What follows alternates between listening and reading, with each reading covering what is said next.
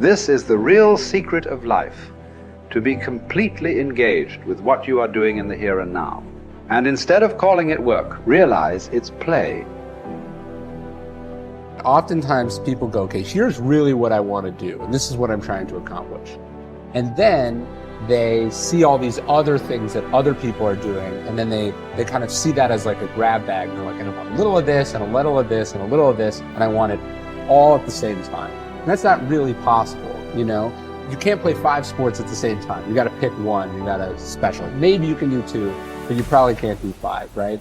Number one is that you need to really get amped up about why that goal matters to you. Because once you know why the goal matters, that's going to be that thing that gives you meaning and purpose, that turns into a passion, that allows you to show up and keep doing it when you're bored. What would you like to do? If you don't like what you're doing, and you don't like where you are, and you don't like your relationships, and you don't like X, Y, or Z, what do you want? What do you like? And then you got to be able to add passion to it to activate that thing and make that dream a reality. And to find that meaning and to develop it, to create meaning in our lives, we have to set an intention and we have to pursue that intention.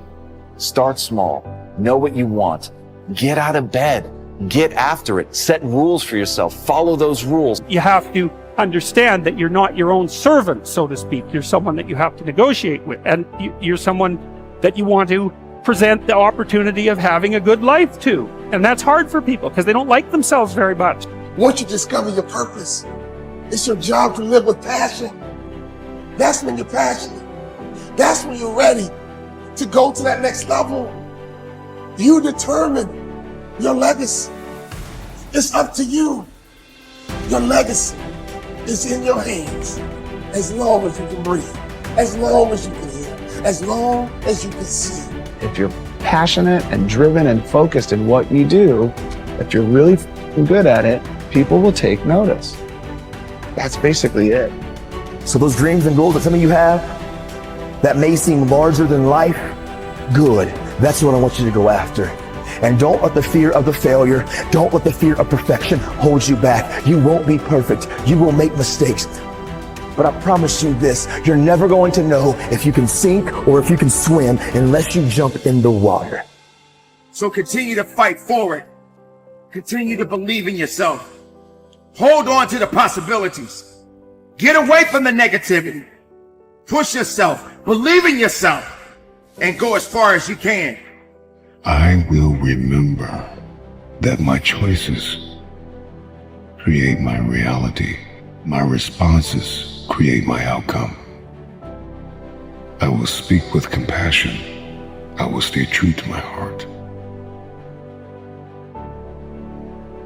See, whatever you decide to do, look at it and find out what is it that I have that I could bring to the table that can begin to enable me to ensure that I could be successful in this. Where is the opening for you? There's room for you out here in the arena called life. There's room for you to come out and live your dream. Don't allow but to keep you in the corner or keep you up in the bleachers looking at life, being a spectator, not being a participant, making a difference in life.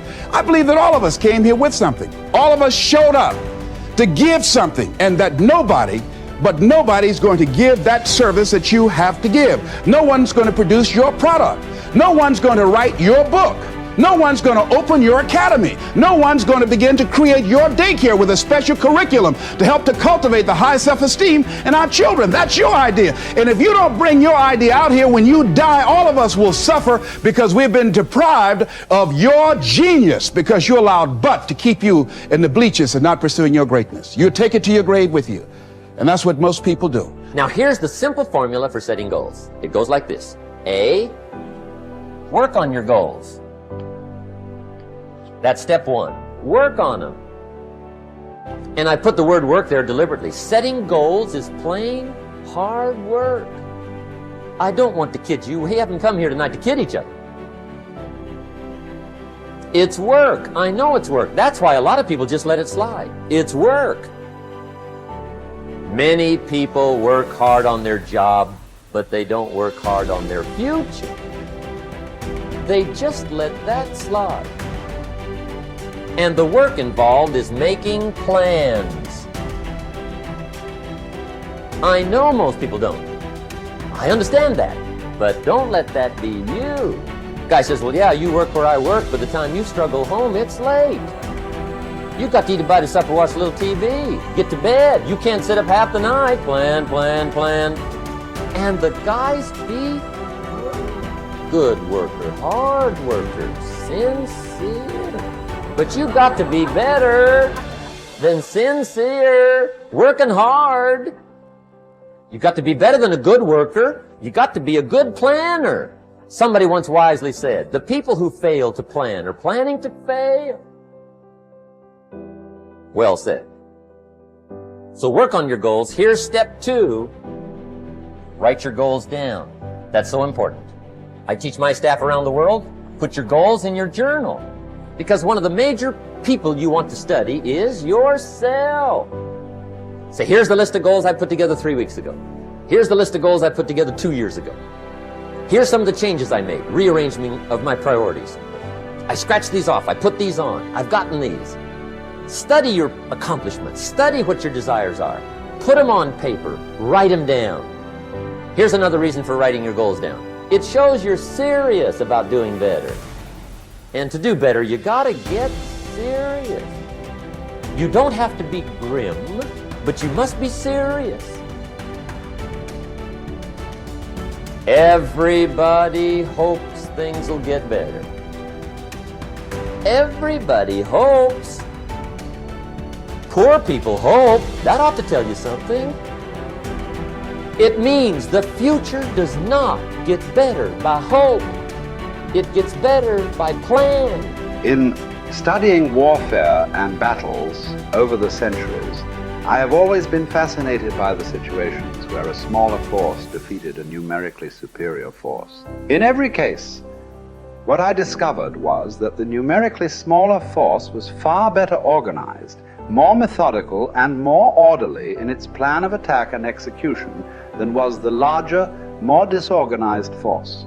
By the same token, an ordinary person with a system or recipe for problem solving can run circles around highly intelligent or well-educated people who throw themselves at their problems without a method or process for solving them. Always be sure to think on paper. Write things down. There is something that happens between the brain and the hand when you write. You get a greater sense of clarity and understanding with regard to the issues involved. You think better. Your perception is sharper. You actually become smarter and more creative by the very act of writing everything down as you go along and before you make a decision. One of the most important parts of your personal philosophy should revolve around the development of options. The rule is you are only as free as your well-developed alternatives. If your goal is to be happy, successful, and free, you must have choices. There must be more than one thing that you can do in every situation. You can never allow yourself to be trapped with only one course of action open to you. From the time you take your first job, make your first investment, or embark on any part of life, you should immediately begin to develop an alternative to that if something should go wrong. Always be looking for ways to use your creativity to add value by doing things faster, better, cheaper, or easier in some way. Just as the word deserve comes from the Latin roots de and servus, which mean from service, you should always be looking for ways to deserve greater rewards from serving your customers better in some way. In the final analysis, as a member of society, as a player, in our economic system, your riches and rewards will come from your ability to serve other people better than your competitors. Use your intelligence and your creativity every single day to find ways to make yourself more valuable to your company, your industry, and your world. This is the true hallmark of personal genius.